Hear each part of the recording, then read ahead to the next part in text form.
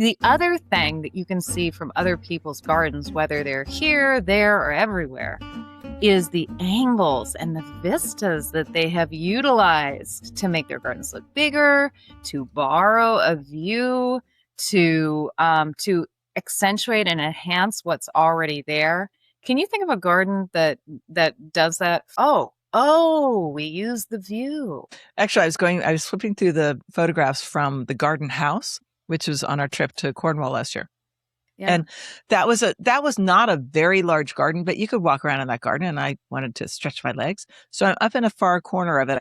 They have pruned the trees and shrubs so that you could borrow the view going into a pasture, going down into a valley and up another hill in the distance. And they've done it on purpose. And you're just going to pause on this walk and say, I don't even know if these people own this property, but look at that, because it is gorgeous. Sure looks like they do, right? Yeah, yeah.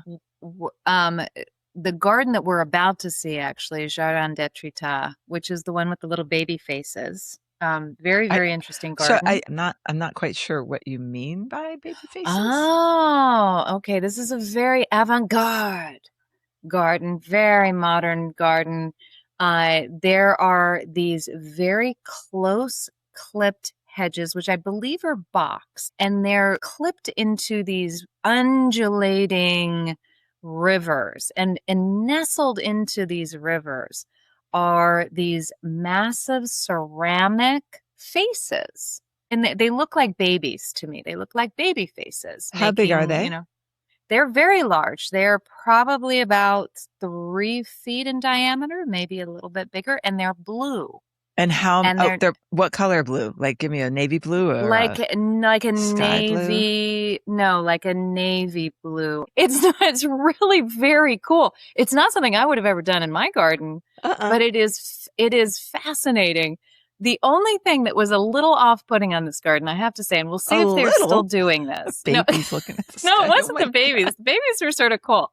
It's not like there's faces and then there's gnomes and then there's the gazing balls. It was just those, right? We'll see what you think of them. We'll see what you think of them. But my point was, this garden is up perched on a cliff at Etretat.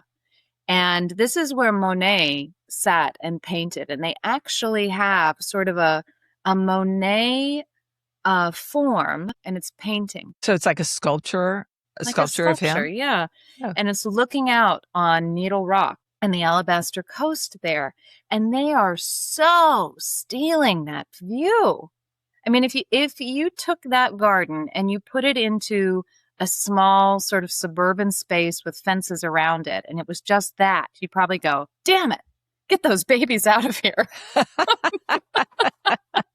But the fact that it's not about that, it's the views and that and everything makes it work. And that's a learning moment for me too. Like, don't force people to look at your babies